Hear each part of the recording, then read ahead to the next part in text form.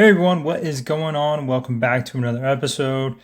Today I wanted to talk about servers, how to essentially establish peace on a server and promote participation in things like Warzone duels, seasons, and helping each other out with versus when you have other alliances that come to attack on your server, and just working together as a server to get stronger and participate with high numbers in Warzone Duel. First of all, you can start with your alliance, making sure your alliance is all on the same page. You have expectations. Everybody knows their place in your alliance, whether they're an R4, R3, R2, or so on. And having guidelines for hitting points and versus, being on, participating, doing your alliance exercise together, all that stuff. Making sure you have that in order so that you have peace to run your alliance well. And then if your alliance is the holder of the capital, that will allow you then to set a standard for your whole server.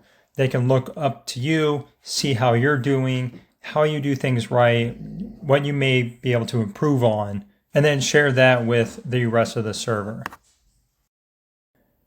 Making sure your alliance is using things like announcements, using polls, not only to get your points across as leadership, but to also confirm whether people understand what's going on, if they're going to participate in things like Warzone Duel, if they're going to be online to either fight or defend, whatever it may be. Using these things in your alliance can help a lot. And then if you are the R5 and you're the president, you can send out president mail. Using this often can help your server and other alliances coordinate, and sharing what strategies are, sharing tactics, your plans, and sharing things like the capital will help ensure that things will run smoothly as you progress. And when I talk about sharing the capital, I mean you can either rotate the capital between up to possibly 4 different alliances.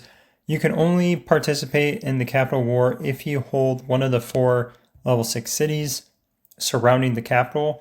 If you do, then you can participate in the capital war, and you can either take it over or you can just use it to accumulate points.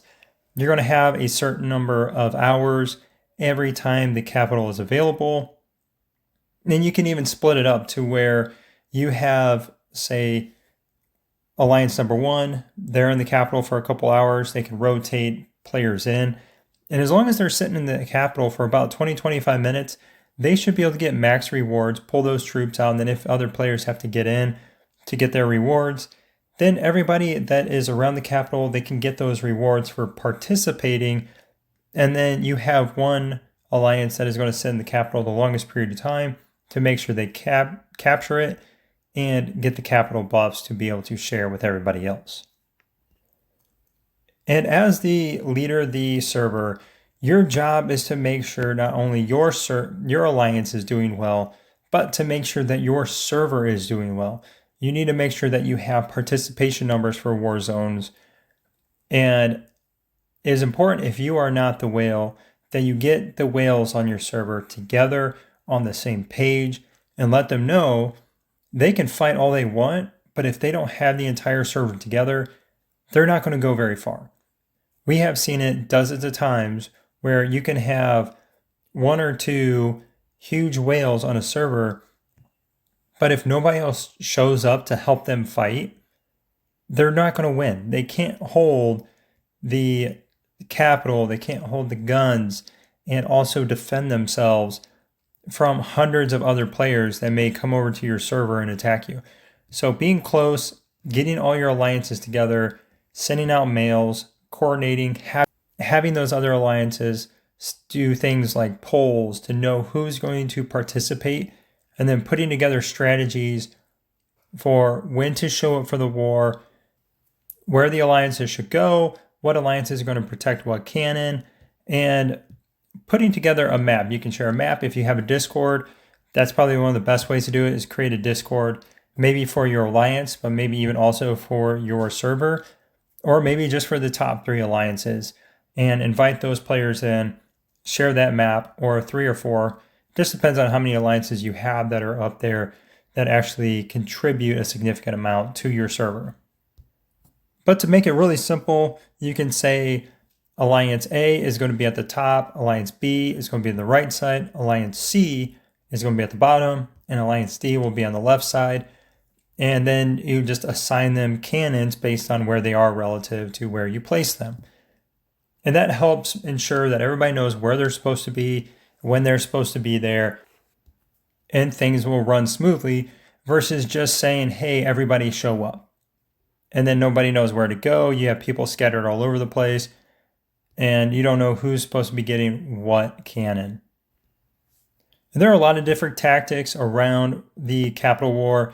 You can have, say, 30 minutes before, everybody show up, surround the capital, and then you have your big players maybe around the outside waiting to protect in case anybody jumps in and tries to hit you guys. You can have your whales outside hitting them and protecting the core. Because the closer you are to everything, including the cannons, the capital, the easier it is to capture those. Because you'll be able to send out troops faster, they'll return to your base faster, and you'll be able to send them back out again. So the closer everybody is to the capital and the cannons, the easier the fight is going to be for your team to win. And the harder it is going to be for the opposing team to make their way through everybody, especially if they, say, have to start all the way out here and they have to work their way through, say, about 10 bases then to make it closer to the capital in order to attack it. And I've seen a lot of tactics around trying to motivate players to participate in Warzone duels and other things, whether that's threatening to burn them, burn their alliance, force their alliances to join bigger alliances. So you don't have a bunch of baby alliances, say 12 or 15 alliances, and there's only 30 to 40 players in each one of those alliances. It is always better to consolidate. There's no reason you should have a bunch of alliances with only 50 players or less. At a minimum, you want to have about 85 players in your big alliances, because every player is going to contribute to things like your alliance gift. Getting your alliance gifts up are going to give you a ton of resources, speed ups, recruitment tickets, tons of things that you need. And on top of that, you have the alliance tech. So the more players you have that are active, the faster your alliance tech is going to be leveled up, the faster your alliance gifts are going to level up, and the better everybody's going to do in general. The easier it is to win things like Versus Duel. Having participants to fill the Desert Storm events. So there's no reason to have an alliance that doesn't have about 80 players or more. That alliance is just really going to be struggling to do well overall. And again, you can go back to burning them. I've seen that happen before. I've had others that just say, hey, if you come here, you're going to get all these buffs, or you're going to miss out on the capital buffs. We're only going to share capital buffs with the top 5 alliances. And so there's a couple different ways you can play it. Of course, everybody wants to have maximum participation when it comes to Warzone duels. Nobody wants to show up to a Warzone duel and only have 30 other players show up. You want to have 200, 300 players show up from your server to maximize the potential of actually winning. And that was probably the greatest thing about my old server. We would have players surround the capital and be about 10 bases deep out to about where this Doomwalker is. They would fill this entire area out around the capital and not let anybody else in. We would show up about 30 minutes early, fill the space in. We would have at least 5 alliances, if not sometimes 7 or 8 alliances, that would jump in and participate, and we would have hundreds of players ready to go on Saturdays.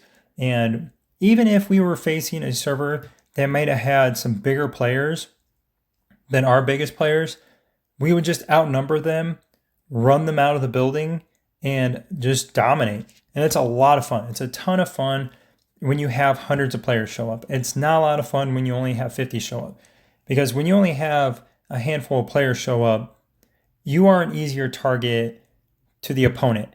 If you outnumber your opponent, that means there's more they have to worry about. It makes it easier to pick them up, clear them out of the area, and they have to spend more time and more energy trying to clear you guys out of the capital than what you're going to have to. And it makes it easier to hold on for a longer period of time. And the closer you get that countdown to 100%, the more likely it is that you're going to win. So utilizing your mail, utilizing the R5 mail as your leader, you need to say, hey, we expect 30% or 40% of an alliance to participate in the Warzone duel. Otherwise, there's going to be repercussions of maybe not getting the buffs, maybe not getting some kind of protection if they have a versus opponent. You're not going to help them out. I don't know. You can pick and choose what you want to do, how you want to lead, but having some kind of standards and sharing those with the alliances and having everybody on the same page to where you don't have just a bunch of farmers. The game is built around Warzone duels, seasons, those tournaments, not just around farming, not just around holding troops. There's no reason to build, say, 40, 50,000 troops if you're not going to do anything on Saturday. The troops are there to fight on Saturday. If you have thousands of troops sitting around and come Sunday, you haven't used any of them, you're not playing the game right.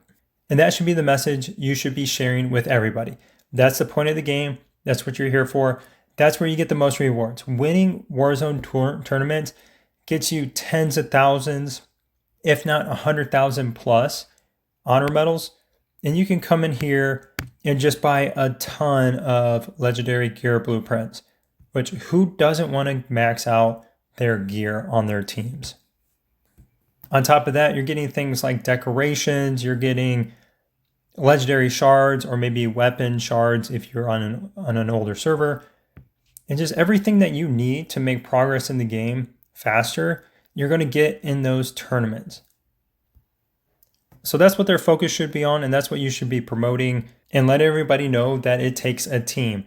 The faster everybody gets that, the better you're going to do at the start. I have been on both sides to where I've lost a lot, and I've also been on the side where we won a tournament. And I can tell you right now, it is 10 times more fun when you are winning those tournaments, having a great time with your alliance mates and with your server. And that's what this game is about. All right, and that's it for today. I hope this video helps kind of get an understanding of what to do if you run an alliance or you're on a new server, how to try to bring that server, that alliance together to promote a winning atmosphere. As always, thanks again for watching, and I hope you all have a great day.